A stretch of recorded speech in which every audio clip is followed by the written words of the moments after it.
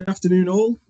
Thanks for joining today's webinar. We're just going to wait a couple more seconds, up to a minute or so, just as everyone's starting to join the call, and then we'll make a start. Whilst we're waiting, if you just want to sort of familiarise yourself with the functionality that you've got on the Teams system, if you've got questions, and we're going to be encouraging you guys to submit questions throughout the session, then please do drop them into the Q&A section, and then we'll be able to go through those and pose them to the speakers that we've got today. So, as I said, just going to wait another few seconds as people continue to join, and then we'll make a start.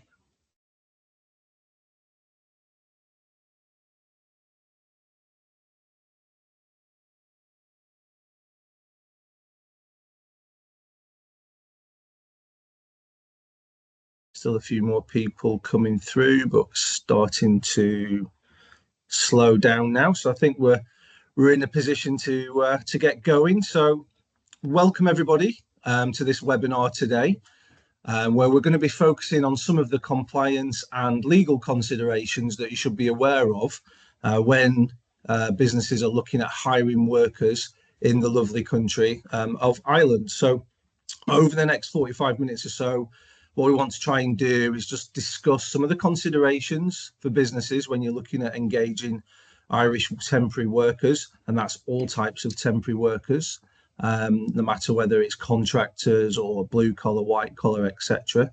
But I think as a general rule, no matter where you're based, whether you're in the UK, whether you're based in Ireland or elsewhere across the world, we all recognise that there are really acute shortages of available talent across lots of countries and lots of industries. And so more and more businesses are looking at trying to use temporary workers to address those skills gaps, and we're seeing that as an ongoing trend. So today we just want to sort of do a little bit of a deep dive on the Irish market, understand some of the considerations and cover a few topics just to try and explain a little bit more about considerations if you are looking at tapping into the talent pool within Ireland.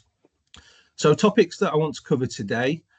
First of all, I think when we're looking at doing these sessions, there's often different languages that are used with different countries, whether you're based in the UK, Ireland, or in Europe. So I think just setting out some of the terms and the language that we use when we're describing different worker models and engagement types will be useful. So we'll start there.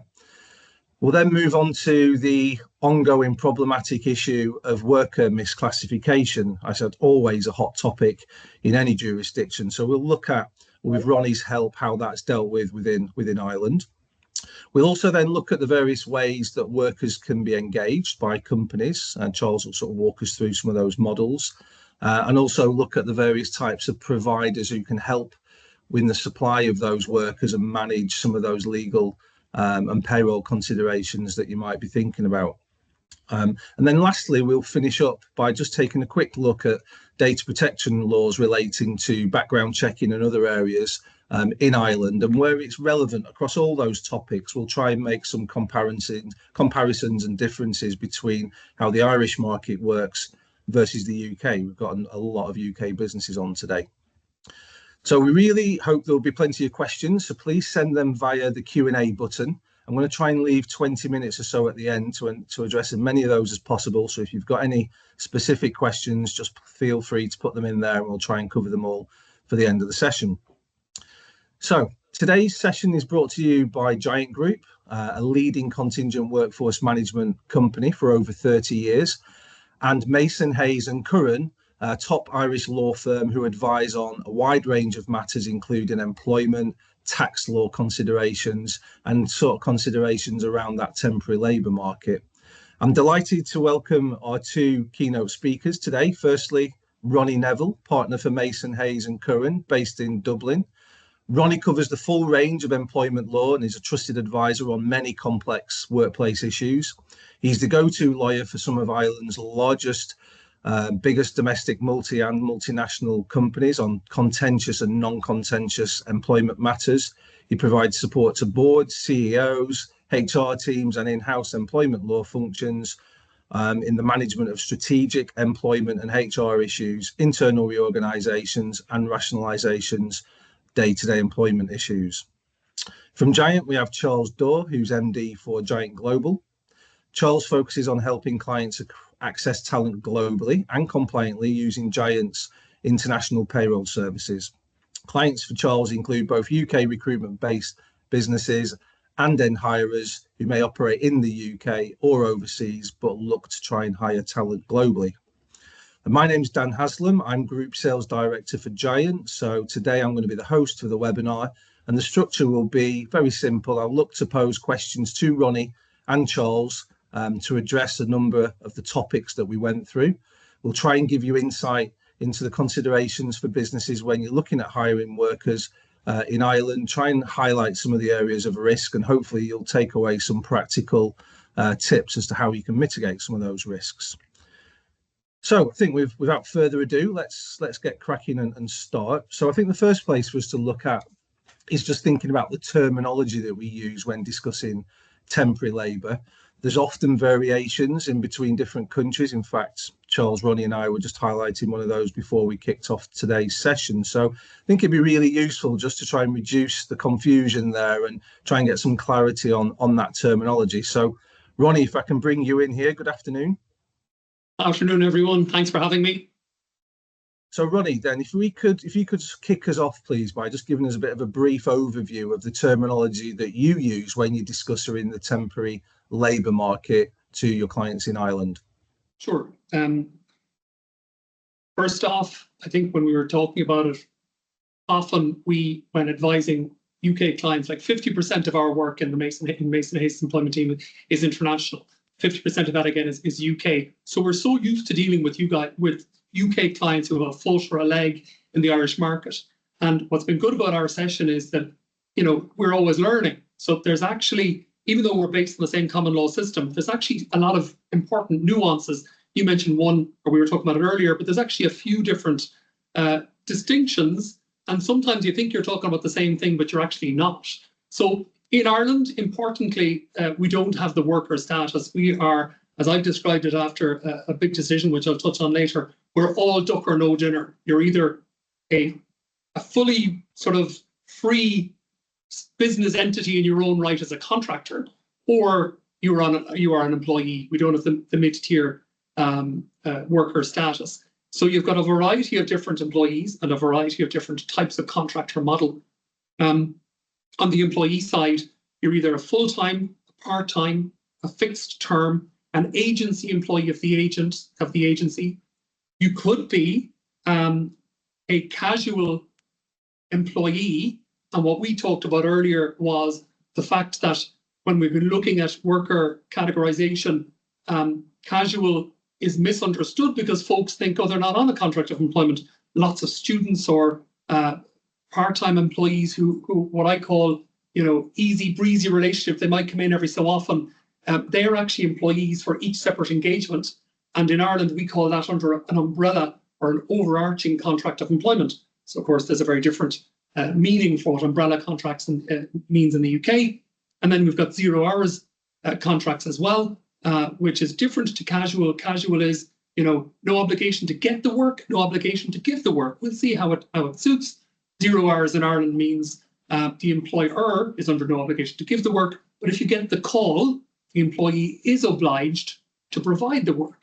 On the contractor side, you're either a self-employed contractor or only in the last year, we'll touch upon it later because what I've always described to you guys is you've had a more sophisticated model of worker status and worker model operating models for many years. We're kind of catching up now, as we'll talk about shortly. Even the updated code of practice for worker status, which is only out since November 24, now talks about the different models of contractor companies that are operating. So you're either a self-employed contractor or you're a self-employed, you're a contractor who's an employee of your own company, or you could be self-employed but contracted through a different sort of a managed services company which provides service on a business-to-business basis, but engages contractors across the spectrum. So we are looking at managed services company and personal service company coming into the market for the first time, or having it labelled or described for the first time. Yeah, no, great. I think there's definitely some similarities, but some slight nuances there. And I think, like we said, when you're trying to explain that to your colleagues or clients, then sometimes you just need to be really clear on what we're actually talking about. So I think it'd be useful, Charles, if I can bring you in at this stage and just sort of go through a similar exercise, but referencing the terminology that you use in the UK. Yeah, for sure. I think we, as you say, we do have similar types of structures, but perhaps called slightly different things. So we have umbrella employment, which is essentially a form of outsourced employment where the worker becomes an employee of the umbrella, but they can work on multiple projects and have multiple different end clients, but a consistent employment through companies like ourselves, like Giant. We do have a self-employed status in the UK as well, which again also has a couple of different flavors. You could be a sole trader, literally just trading on your own. You might go down the route of opening up your own limited company, which again would fall into that kind of PSC category that Ronnie was just mentioning, where you have your own company as a one-person limited company. We also have the CIS status over here, which again almost like a slight variation on the self-employed, which is CIS is the construction industry scheme, which again I think there's a similar structure in Ireland as well. Is it RTC or RCT? I always get the C and the T the wrong way round. But again, something that operates in a similar way, and something that came up in recent times that I mentioned just because it'll be a little bit relevant later on. It's been pretty much banned already, which was something called a mini umbrella, which again were these small companies that were set up that would then have contractors being made as directors of them, and you'd have a small company with maybe 3 or 4 directors, and they were using this obviously as a way to gain a financial benefit. Within the UK, I think pretty much banned already after only a couple of years of operation. But as I said, I mentioned that only because I think it will be relevant later on when we're talking about the Irish setup. Yeah, no, definitely great. And I suppose no better person on the call to establish whether it's RTC or RTC with regards to CIS, Ronnie. What's the correct acronym there? RTC is what I believe. RTC, yeah, which is okay for the construction industry effectively in Ireland to manage their payroll. Only for construction. Yeah, yeah. Great. Okay, so I think that was a useful exercise in just trying to understand the differences on language. So let's now sort of move into the next session of the webinar, which is the good old thorny issue of worker classification. I think doesn't matter whether you're in the UK or Ireland or across Europe. We've seem to be discussing this topic for years and years and years, and obviously in the UK it's referred to as IR35. But it's definitely not a concept that is new, and many other countries have been grappling with this same challenge of trying to classify how people are engaged from a tax perspective and how tax should be treated. So I'm fascinated to hear from you, Ronnie, on what the rules are around this from an Irish perspective. So it'd be great if you could just sort of walk us through the concept of worker classification as you know and love it in Ireland. Absolutely. Know it, not love it. So in a self-deprecating but honest way, I told you guys during one of our prep sessions that, even going back to law school, I'm doing employment law 20 years, and we were joking earlier saying it's the gift that keeps on giving. We've had some really high profile, in the UK in particular, higher court decisions in relation to worker status, and we've had the big one in Ireland recently. And I joked that I was moderating a panel of international lawyers, and the big case in the UK involving a lift sharing platform company, which I won't name, was involved in the leading recent case on it. And then, of course, I joked that the Queen's Counsel, as it was then, stood up and said, well, I have some observations after we'd been talking about it, pontificating about it for an hour, and we had a leading expert on it. If we go back in time, there's cases from the 60s and 70s in Ireland, High Court cases and Supreme Court cases. Now we have other courts in Ireland. We've got the Court of Appeal looking at worker classification. Henry Denny was the big old one. And there's a link between the Henry Denny tests and the tests that they introduced in law school. And they give you a lovely T-bar. and they suggest to you that it's very scientific and easy, because if you go through this list of what was 10, maybe then 15, 20, 30, 40, there's any number of 30 or 40 tests that you could look at for factors, contributing factors, and you see where do they land on the T-bar or on the scales, the tipping scales, to result in you, as the lecturers described it, it'll be unclear at the start. By the end of it, it'll be as clear as an elephant. And unfortunately, I never got to see the elephant, because it was always, very difficult to separate them out. And we live in a world of grey. The other thing is that when you're looking at this really difficult and thorny issue, I'm an employment lawyer, but who has skin in the game for determining worker status? It's revenue, number one. Often we find revenue wants their piece of the pie. Then it's the Department of Social Welfare, as we call it here. Are they getting the right, what we call PPS I, social insurance, national insurance contributions? And then employment law is another factor, but often it's probably either at the bottom of the rung, or it's a lesser one, because often it's a big tax take. In Ireland, revenue can come back 6 years after the event, chasing non-payment of or correct payment of tax, income tax deductions, which are chunky. You're talking about 50% of a wage roll, with interest and penalties on interest on a per diem basis. So that tax risk can really spectacularly overshadow the employment risk, in terms of, someone's going to claim to be an employee as opposed to a contractor, but in fact your real financial exposure is the tax risk. So we had this Domino's Pizza case in November 23, where it was a tax case, and it went to the Supreme Court, and the court was at pains to say this is a tax case only. But the important distinction for us as employment lawyers, and for tax lawyers and folks who advise companies in the context of social welfare, is that they went through the same tests that they've gone through, that revenue has gone through, or social welfare, or the courts for tax for employment status, which are always similar but slightly different. And the Supreme Court in this tax case went through it and threw up an anomaly where one of the core features of employment tests or worker status historically was mutuality of obligation. So we all know, probably on this audience, you folks certainly know it, that the main tests are direct supervision, control, and direction, supervision, and control would be a biggie.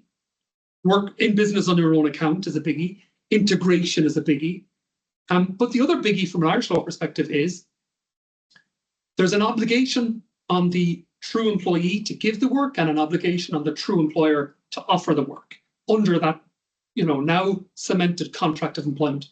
And the Supreme Court, in a really significant departure, said, we don't know where that mutuality of obligation came from, probably leveraging off the proliferation of platform worker model, where folks are coming in, coming out, coming in, coming out, and ultimately the courts are moving towards saying, well, they're still employees for those periods of engagement. So mutuality of obligation doesn't need to be there.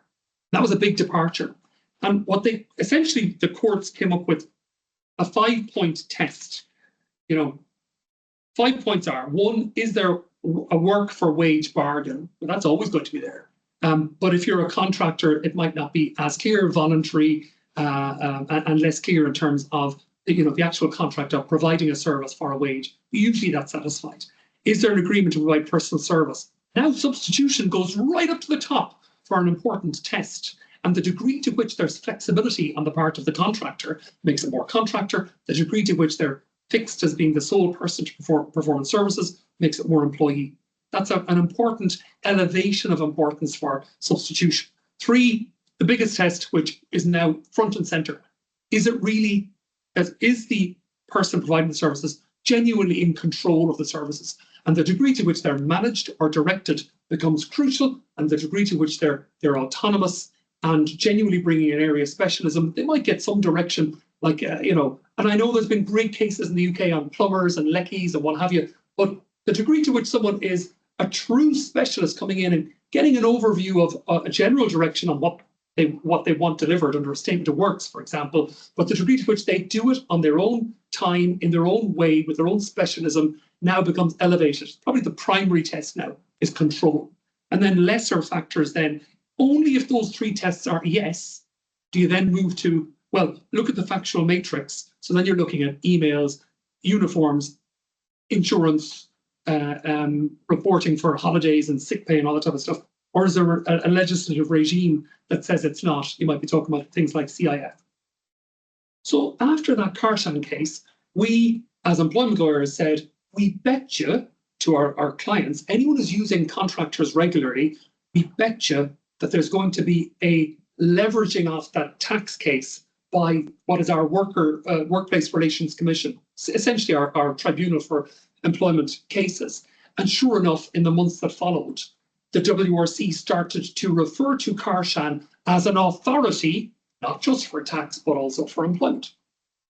What was really useful for a lot of our clients who use companies, contractors who are performing those contracts through personal service companies, it's just the one person. There's not a proliferation of other contracts being entered into. It's just one person on an ongoing basis, but through their own company, personal service company. Revenue came out in May 24 saying, we're okay.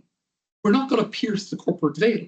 If there's a company with a worker providing either as a contractor to the managed service company, or personal service company, or if they're an employee of the personal service company, we're not going to come looking for taxes in respect of the end user. We're satisfied that from a revenue perspective, that they are either a proper contractor of their own company or a proper employee of their own company.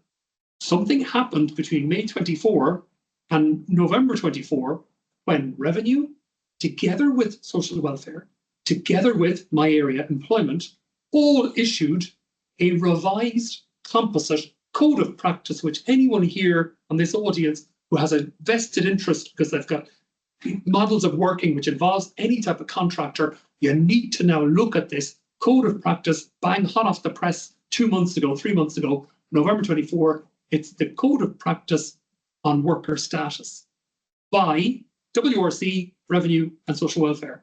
They rode back, Revenue rode back on that sort of helpful comfort that a lot of our clients got, because all three of them are now saying, we will follow Karshan. We being employment, tax and social welfare. And in the event that we believe that there's a work wage bargain, that there's a personal services with limited or no substitution, and there's a significant degree of control, we will reclassify, subject to the factual matrix, we will reclassify a contractor self-employed or a contractor self-employed or an employee of a personal service company. We will look through it if the de facto model of working is that they are actually an employee of the end user. So everyone in Ireland is now really taking note of this really recent development and impactful and relevant development. So we've got the three separate pieces who have skin in the game are going to be looking more closely at worker model to see whether they're going to reclassify.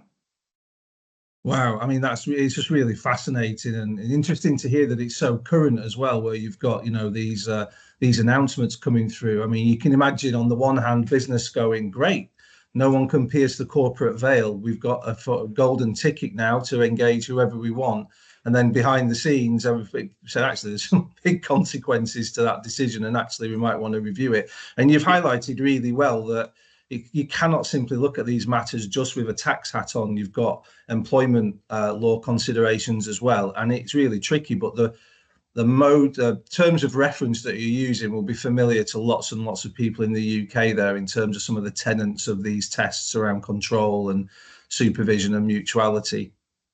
But I think so. Thanks for that. It was really, really fascinating, Ronnie. Let's sort of think a little bit about then how the guys on the call can be helping themselves with some practical tips and suggestions from you guys to help them sort of reduce the risk around these worker classification areas and how they could best approach it. So perhaps, Ronnie, if you could first respond on that.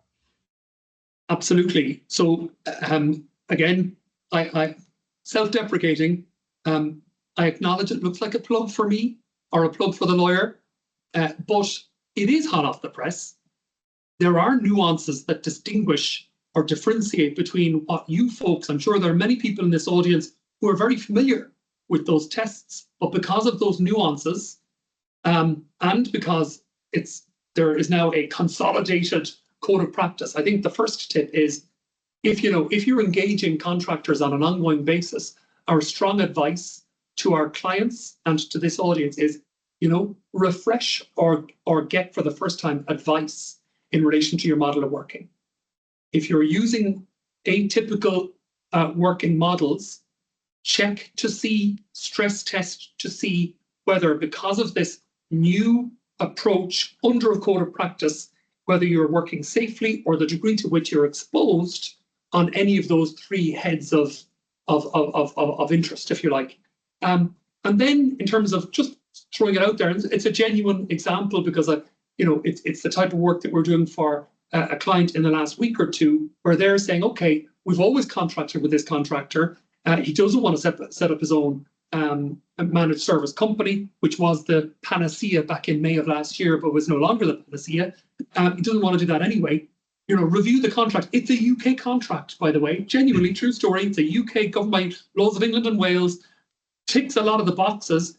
And the two biggies that I took away from it was saying, look, you really need to change this. And there's going to be no guarantee in life that this makes it a genuine contractor, but it'll improve your lot.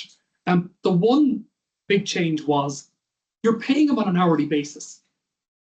So if you're looking at explaining that this is a contractor, self-employed contractor, but what we're trying to say effectively is it's still a business-to-business arrangement, and it's not a business-to-employee arrangement.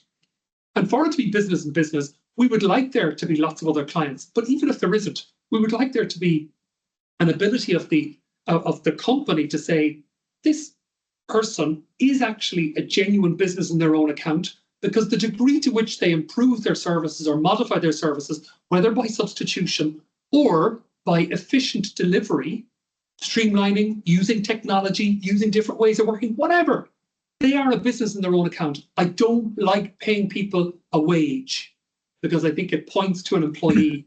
I love getting in a statement of works. You can have an umbrella or overarching contract, but give them an updated statement of works, price a job.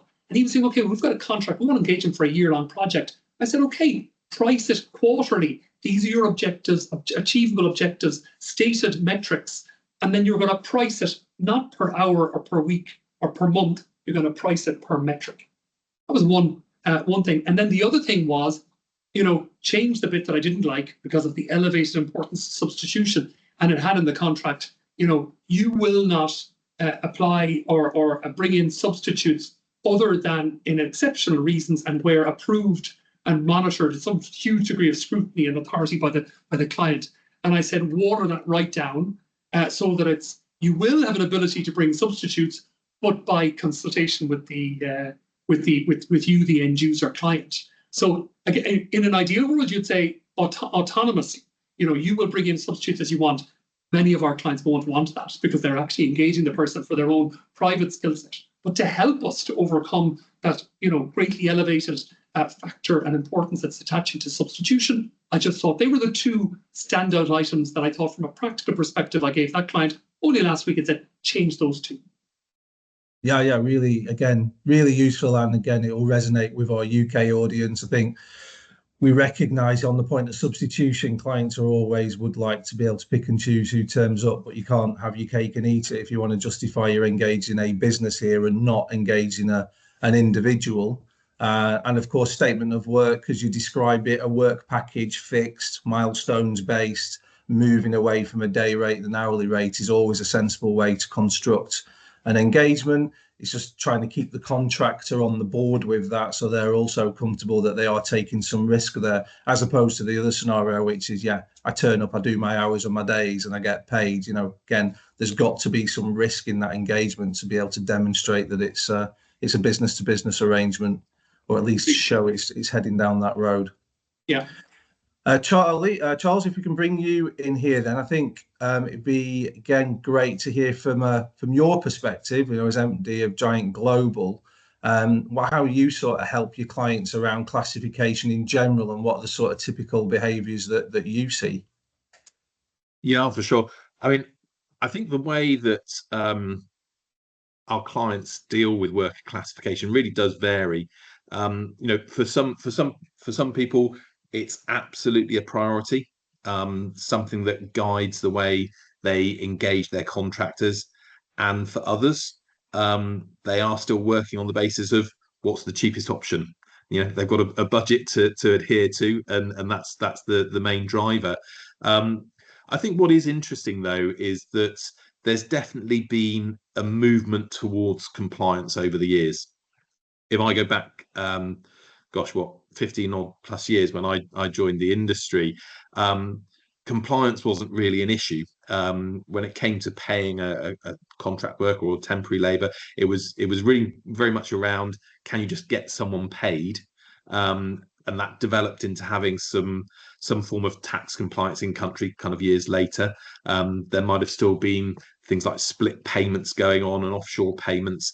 But then more and more as legislation was introduced, not just in Ireland, but across the world, again, there was this movement towards compliance and making sure that people were working paying taxes correctly within the country of work. And now this compliance question seems to be very much more focused on how should the payment in country actually be made?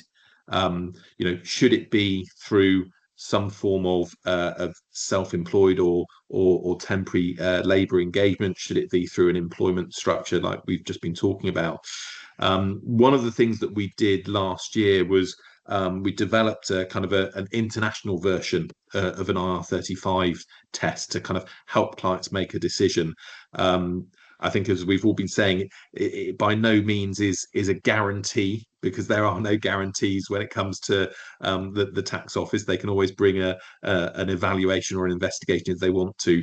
But certainly this tool was designed to give a really good steer, and it absolutely touches on the sort of points that Ronnie was talking about around supervision, direction and control, substitution.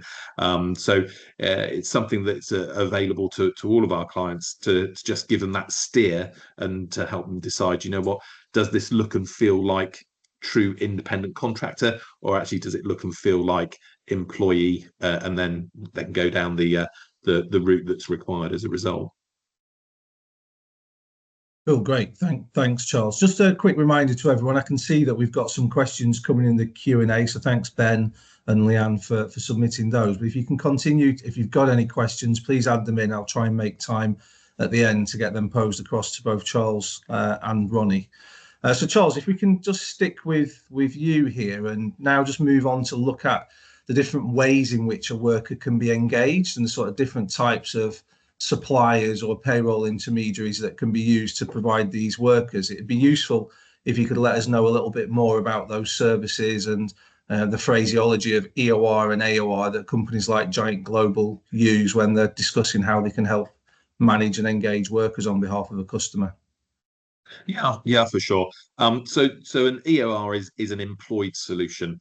As I mentioned earlier, essentially an outsourced employment structure that really fully protects everyone within the contract chain from compliance and tax risk. The contractor is fully employed, all taxes are deducted at source, they're paid directly to the authorities, so there's no risk to an agency or an end client or a contractor. All administration is kind of taken care of for the contractor, and they can just kind of focus on the work. The reason I brought it up earlier around the mini umbrella is that there is also another solution in Ireland that we've come across called a director umbrella, which I think essentially works in a very similar way, where the contractor is made the director of the umbrella company.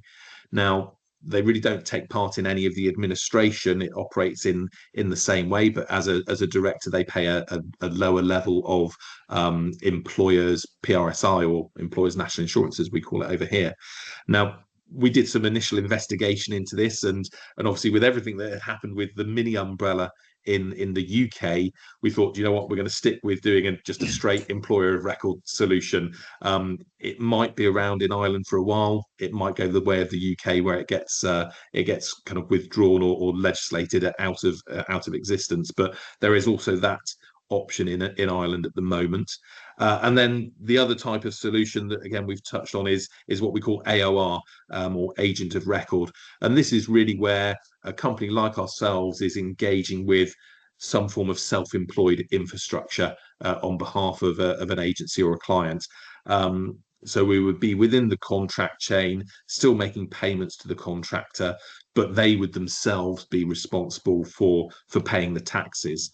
And that's kind of the key difference. There's more administration involved for the worker. They are liable and responsible for paying their taxes correctly. I think one of the things that happened last year as well, though, that feeds into this a little bit, is that there was the Platform Workers Directive across Europe, had a number of areas that it covered, but there was kind of one key point in there, which was an assumption of employment. Prior to the directive, you could work as self-employed, and the authorities would essentially need to make a case to bring a reclassification case about you needing to be an employee as opposed to self-employed.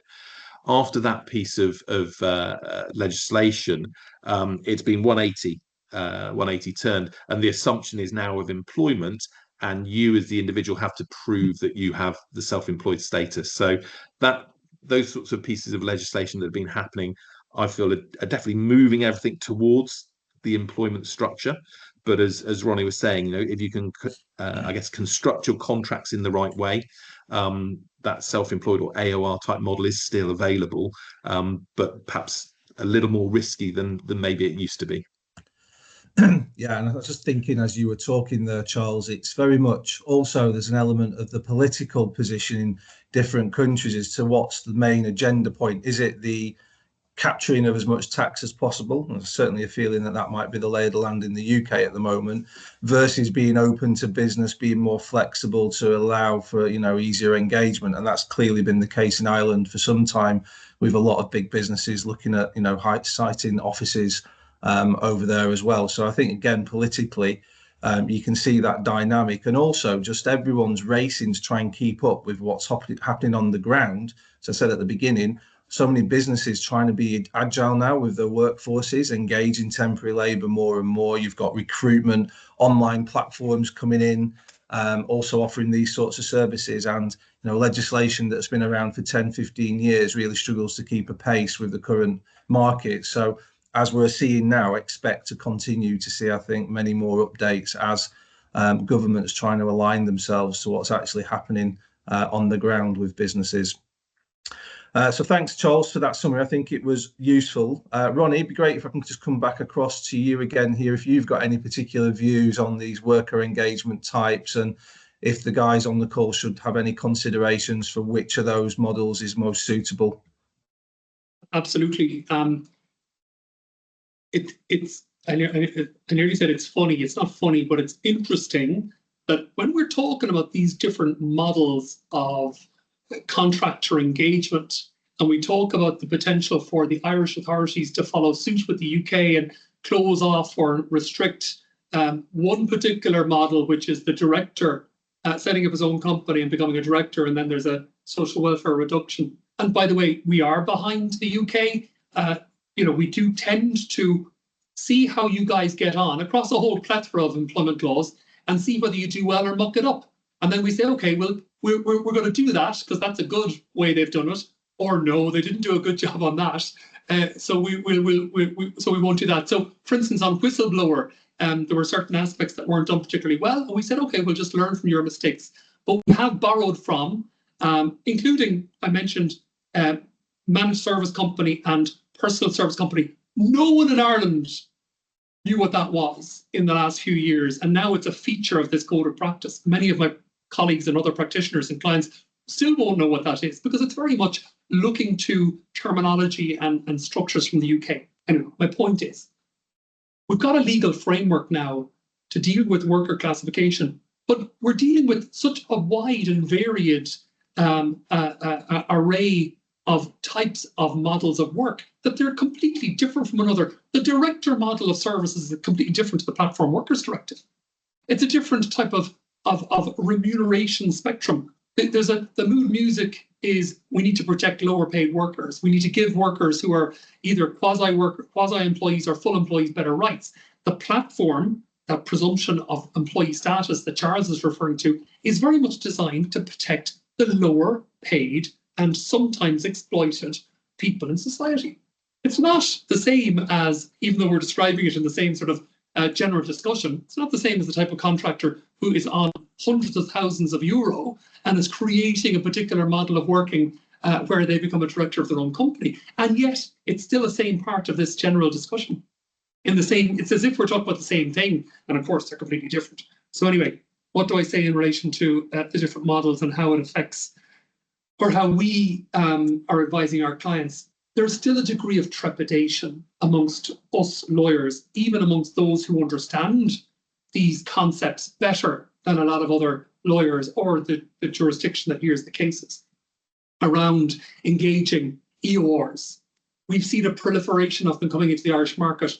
You folks are now better known in Ireland with others like others. But you see them up and they're being advertised, and they're being sold, particularly in the US. You see them, and I was over in New York, and they're all over the subway stations. This is the new, it's almost like a bit of a fad in some respects. But is it a safe model of working? Charles, you mentioned it.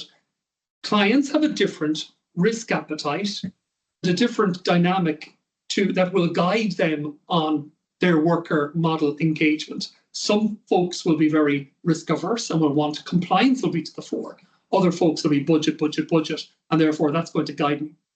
Some of the employer of record operators are saying, we are your absolute solution. You want to put feet in the ground, but you don't want any of the heartache. You don't want payroll. You don't want registration with CRO, with our registrars at Companies House, or with revenue. You don't want the heartache of policies and procedures. We'll do it all.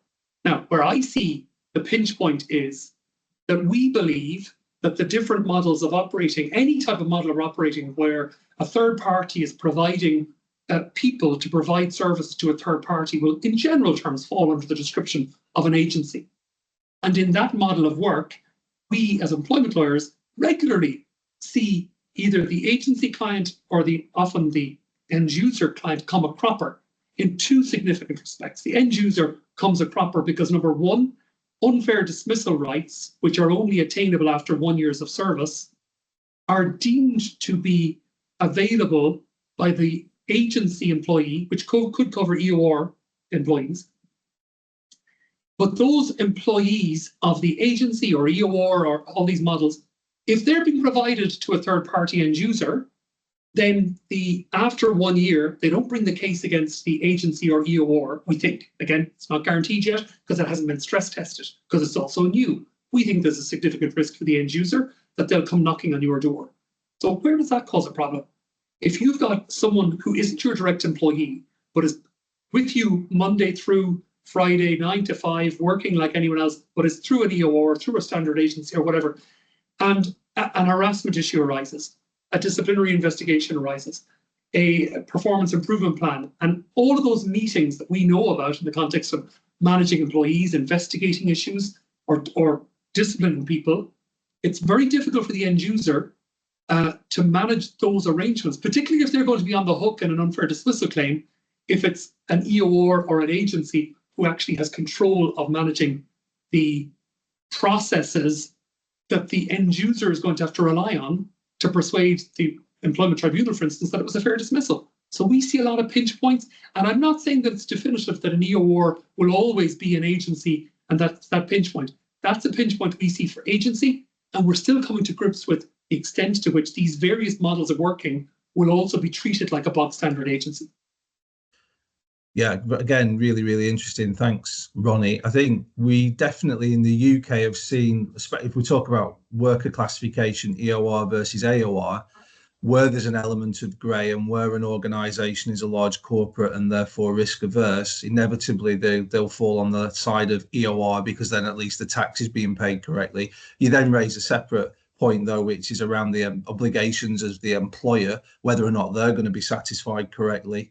And again, I suppose that's about doing due diligence and reputation and making sure you're engaging with a business that can show track record in these areas, because you're quite right, it's a big growth industry and loads of EORs have been popping up here, there and everywhere. And actually, as the market matures, you'll probably see some rationalisation there and some stress testing. But I think you raise really good, valid points for clients who are thinking about engaging with those types of solutions. Think about, yes, the payroll, but also actually what's happening here from a contractual obligation perspective, and are they going to look after the employees? Just conscious of time, because we want to leave some time to go through questions. So we've got a couple more points to raise. So Ronnie, if you could just quickly highlight any other upcoming legislation changes that you're aware of in Ireland that the audience should be aware of. Yeah.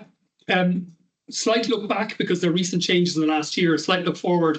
We've got pensions auto enrolment coming in. So for the first time, employers will be required to put in place a state-backed system. It's going to be time-consuming and costly, and we can't wait. They're looking at bringing it in towards the end of this year. So there's a lot of work to be done. So anyone on this call who still hasn't engaged with pension advisors in relation to their obligations should do so, because there's quite a bit of work involved. That's unless they don't have existing pension arrangements in place, in which case they're excluded. Recently, we had a big significant development with non-disclosure agreements in the context of severance agreements being struck down, save for very limited exceptions. So again, that's quite hot off the press. It's only in the last couple of months, literally. So everyone is now scrambling to update their severance agreements, compromise agreements. You need legal advice on that because of those changes. And just on severance agreements and compromise agreements, even though it's not looking back or looking forward, but I just thought I'd mention, because I say it to all of my UK clients or friends who I'm speaking with, just remember, we don't have protected conversations because it's linked to the compromise agreement. So often, if the UK model is the ACAS-backed protected conversations, which is very useful, and you folks are used to using regularly, successfully, the difficulty is you have a similar type of approach to an employee in Ireland, no protection. So unless actual legal advice privilege or litigation privilege covers it, the same off the record, it just doesn't happen here. So that's what I would sort of put on the radar in terms of things to look for that are topical. Super interesting. Yeah, thanks, Ronnie. And I think just to address that last topic that we put on the webinar, you also just had some comment to make around the background checking approach in Ireland and data protection rules for, Ireland versus UK. So if we can finish up with that, and then I will start to pose these questions for the last 10 minutes. Absolutely. So again, really quickly just to mention it, but ultimately, in the same way that there's been a proliferation and a growth in EORs and different models of service provision, equally in the UK, there's a huge number of service providers who do background checks. If you Google it, it's something that we just don't have here in Ireland, because our ability as employers to do background checks is much more constrained. So the safe ones are, first of all, there is a very strong, and I think it's gone a bit sort of wildly wacky from a leftist perspective to the detriment of business, but the GDPR and data privacy protections are now really hampering employers' ability to do what I would have thought are reasonable checks. So there's a data privacy logic underpinning any check. Is it relevant? Is it transparent? Do you have consent? Is it freely given consent? All those type of features. But the safe ones then, subject to there being a reasonable basis to go looking for it, are background, in terms of background checks, educational checks, employment checks. That's pretty much it. Safely. There may be a basis for your CFO to do a credit history check. There is no basis to require an employee. In Ireland, we have a Garda vetting unit, so our police is called the Garda. Unless you're dealing with kids or vulnerable adults, the prospective employer can't get a criminal background check. Most of our, financial services clients or other high professional clients who are engaging senior roles, they'll say, we need to know we're bringing in someone who at least doesn't have a criminal record. You can ask the question. You can't verify the answer. You can ask them to make a check on themselves. And if they consent to it, then that's not an offence. It's an offence to require them to do a check on themselves, actually criminal offence. But even if you ask them, it's a really high bar from a GDPR perspective to justify whether that consent was freely given. So it's a bit of a minefield. Safely, with consent, education, and previous employment. I think it's a good idea to say that you're warranting as a condition of employment coming in that you don't have any criminal history, convictions relevant to the role. And then some folks will, whether they're lawfully entitled or not, have a bit of a nosy around Facebook or social media platforms. Lawfully, you're not supposed to do that unless there is a reasonable basis to say, well, given the role in question, but it's, unless there's a note on file to say you've done it, folks will often do it. Yeah, good. Again, super interesting for me to hear that. With our screening business, we see the long list of checks that UK businesses like to conduct now when they're hiring new permanent or contract employees into the business, and things like social media checks absolutely a part of that with the workers' consent. So interesting to hear how that dynamic's slightly different in Ireland. Charles, Ronnie, thank you. Really, really interesting. I hope the audience enjoyed us running through those topics. From the list of questions that we've got, it seems like we've had a pretty engaged audience. So that's great to see. Let's start by sort of working through some of these questions. If we don't answer them all, we'll make sure we get some answers and we'll do a bit of a follow-up afterwards, but we'll try and work through them top to bottom. So first question that we were asked was, where there is a PSC in Ireland, limited company engagement, as we, one-man band limited company, as we might refer to it in the UK, is RTC a consideration? So, and the reason the question's being asked is because, of course, in the UK, CIS, as it's known, can apply to a worker in the UK who operates via a PSC. So in an example where there's a contractor, Ronnie, in Ireland using a limited company, is RTC a consideration? Can you use RTC if the contractor is also working via a limited company? I'm going to have to check the Irish model for the CIF to see, and I'll follow up after this call. Cool. Yeah, we can come back round to that. We'll make sure that's up on a follow-up. No problem. Next question. Sorry, Dan. I would imagine that the limited company would have to register as RTC for that to be able to work. As we do in the UK, but I think it'd be interesting to see, as part of the RTC scheme, actually, can you be registered as a limited company? And perhaps Ronnie can confirm that point for us. Yeah. Okay, so next question.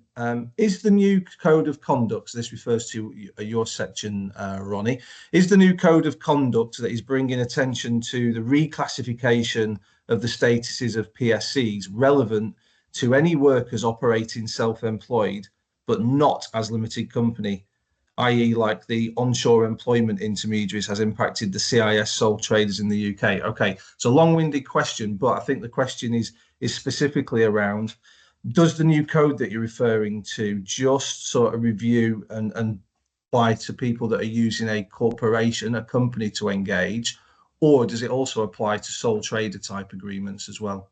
No, so I probably confused by emphasizing the departure from we won't pierce the corporate veil to we will if these tests are satisfied, by emphasizing that because it's just such an important thing. But the starting premise for this code of practice is that any self-employed contractor will be looked at through these tests to see whether they are de facto employees. So it's actually the company model of operating is the less frequently examined question. Your usual scenario is I am a self-employed person, I'm in business on my own account, and I'm contracting freely with one person on an ongoing basis or with many, many clients, and then revenue are saying, well, we're going to look at for each of those engagements or for the one long-term engagement, whether you are actually self-employed. Then the separate company test is a kind of an extended version of a different model of providing contractor services. Perfect. That makes sense, and that definitely answers the question. Next one. So for Charles, if you know, or for Ronnie, should or do all UK recruitment businesses require a license to recruit in Ireland? So we see this in other countries in Europe. Is there any agency license requirement in Ireland, Charles? So absolutely, there's a recruitment agency license requirement in Ireland, and if you are operating there, you should absolutely hold one. There is. Perfect. It's an offence. It's an offence. So make sure you do it. They're not hard to get, by the way. We would have a few agencies where we've done the whole process, and it's I won't say it's box ticking, but it's not a particularly costly or laborious process. But of course, if what we don't want to see is people saying, oh, there's a bit of a nuance as to whether we fall within the definition, because that whole definition of, are you for reward providing services where persons engaged or recruited or sourced through you are providing services to a third party. There's two pieces of legislation. That's the Employment Agency Act 71, and then there's a separate act, I think it's Employment Agency Workers from in the 2000s, which is an extended one, and there's a nuanced difference. One is you need a license, the other is you need to protect agency workers. But there's a slightly different definition of what an agency employee is in each. So again, a bit of grey area for us, great for the lawyers, but difficult to navigate. So the cautious advice is, for the sake of something that isn't costly and time consuming, if in doubt, get a license. Get a license. Good. Okay. Couple of others before we wrap up. So, question from Nicola. Is there any expectation for the company hiring the contractor as an independent to complete due diligence that is evident in case of investigation, similar to SDS process in the UK? Okay, so basically, in Ireland, is there any requirement on the client to be doing a status determination on a contractor similar to the process that we have over in the UK? Well, I wasn't even aware that there is a process in the UK, and that's why this engagement with you guys has been so good, because we're both learning things. There isn't a legal requirement. I know that. But what I can also say is that the advice is you need to do some diligence, because if there is, unless you're in a very happy place where, and this would be very unusual, where looking at these new Karshan tests and the code of practice, there's a very strong likelihood that it is a properly classified contractor. Unless that is the case, then you're at risk as you, the client, engaging this person. So the due diligence would be, what can I do to protect myself? I gave a couple of tips in relation to the contract, but there's other tips in terms of not just the contract, but actually ensuring that the contractor is doing stuff at their end to minimize your exposure, like getting their own insurance, like maybe getting a tax clearance cert. So that's a bit of diligence, which isn't legally required, but that's things that you should be doing, so that even from a tax clearance cert, for instance, at least you're engaging someone and you know that if revenue comes knocking, they're not going to be saying that they've had no tax for the last 6 years. No, that makes sense. I think the summary there is no legal obligation, but it would be certainly good practice. Keep your records as to why you made that decision, that you think it's appropriate to engage that person. And if you can see what the sort of SDS questions are, and Ronnie, I think's highlighted that there's big parallels between that framework and what happens in Ireland. So going through something similar is probably not a bad exercise if you're justifying how to engage someone in Ireland in case the Irish tax authorities come a knocking and want to stress test it. We'll finish up with one last one, which is very Irish specific. And again, to those that have submitted questions we didn't get round to, we'll certainly answer on the follow-up.